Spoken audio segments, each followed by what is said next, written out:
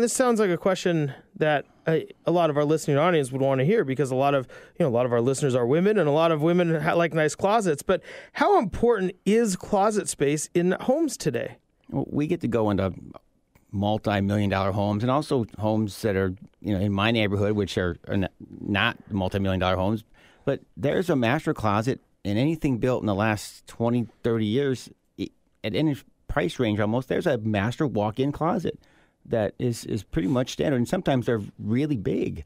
Yeah, like some of the spec builder neighborhoods, those all have walk-in master closets. Well, in some ways, it's if you go to houses built in the 20s or 30s in, say, Queen Anne, there's no master bathroom. And then, the master bathroom got popular. Now you have to have the master closet to go with it. I think the word master in the 20s and 30s meant something else. Because that had nothing to do with a bedroom it was the house or a closet. Hill. Yeah, it was something. Yeah, exactly. So what, if homeowners are thinking about redoing a master closet, which I guess could modernize a home or even just, bring it to kind of today's standards, what are some ways that people can do that? And what's that planning process like? Well, what we've been doing in the last few years is a lot more remodels, and those are remodels where they're taking maybe a 3 or 4 bedroom upstairs. Kids are gone now, and they're making it a 2 or 3 bedroom upstairs with the master suite.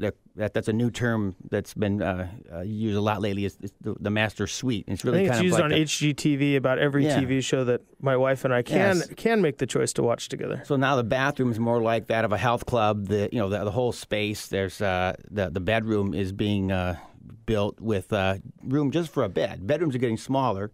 The actual bed location. Bathroom is big, and then they're turning the other part of that. It's a dressing room. It's changing from a closet to a dressing room where you just walk into a space that's kind of like a Nordstrom accessory and finishing department, right? With all kind of cool slide out things for all these accessories and all your clothes, of course, and shoes and belts and lights and fancy locks and cool pull out. I mean, it's watches, and I mean, like you said, it's everything. It's as if you walk into a store. You must make all your clothes look a lot nicer than the way mine do. I'm really envious of the people that actually live that way, and it's nice we get to see those. Sure, but when you got all your watches in like a little display case, and you've got your belts perfectly arranged, and if you want a black T-shirt, you can find it in the dark because there's a cubby for black T-shirts and But poor me, I got to sort through red T-shirts, white more red T-shirts. Oh, there's smokes. one in the back. Who mixed my shirts? They're all messed up. Paul, so when people, that's really some of these big features that are going into this. It sounds like it's to almost make it as if you're at a clothing store, at a very high-end clothing store. Well, a lot of people bought their things at high-end clothing stores, and that's the way they want them to be stored, almost like they display them or present them as opposed to just hang them. There's a whole different class of keeping things that you own that you spent good money on. I mean, how much some of these purses that ladies are buying now, these bags, and they got lots of them, and they don't want them in a big drawer all pig piled together. Or just they need to be on display for them. Or on the top shelf collecting dust when it's time to use them. You want them to be perfect because they cost you, thousands of dollars. Exactly. Yeah. Or pairs of shoes. Same thing. You don't want them on a place where they're just a dust collector waiting you have your $1,000 shoes on. I mean, you probably put those up real nice. Oh, yeah. My room is wired. I can find my stuff in the dark. I can grab the shoes I want. I can grab my black T-shirt if I want.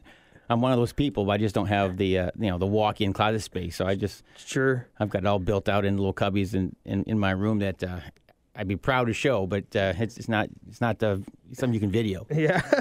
So what else goes into some of these things? I mean, you talk about like display spaces, and in fact, you even mentioned custom islands. I mean, I thought islands were for kitchens and stoves. Now they're putting them in closets. Well, the rooms are so big that you can put something in the center. And that's a great functional space, too, because you put your drawers there in the center and you create a height so that you can pack your suitcase. If you're in your closet, in your dressing room, and you don't have a place to put your suitcase to pack it, you got to do it on the floor. So we're trying to make everything as convenient as possible for the luxury homeowner. And an island is a great place to lay things out what you're going to wear. Little hooks and valets that you can get the next day's clothing ready. We put a lot of safes at the bottom of an island. We kind of build it in somewhere where it looks like there's drawers over here, but they don't really open because it's a secret door on this side. So the safe is hidden in there. Wow. We've put in gun drawers where instead of putting a gun safe, which is a big kind of ugly thing, and also people, you look at a safe, usually they say gun safe right on the door, and we've put in those guns in like a really shallow. And depending on who your friends are, they're like, wow, you have a gun safe sitting in your living room. And kids running around, or in the garage. Yeah. You know, so we've taken measurements on people's rifles, and we make long toe kicks down below the cabinets, and just a little secret little pin latch that it's not secure, but you have no idea where it is or how to get into it. So it is secure. Sure. And it's super easy to open them up when it's time. Yeah, when that guy comes storming into your room. You better just know where that pin is. We've also done some little hidey spaces and trim that it's completely invisible. I mean, it's trim. You don't even think of it, but there's a way to move it. It's kind of like those secret doors in those old movies, where you move a book and the whole thing opens up. Can you do that?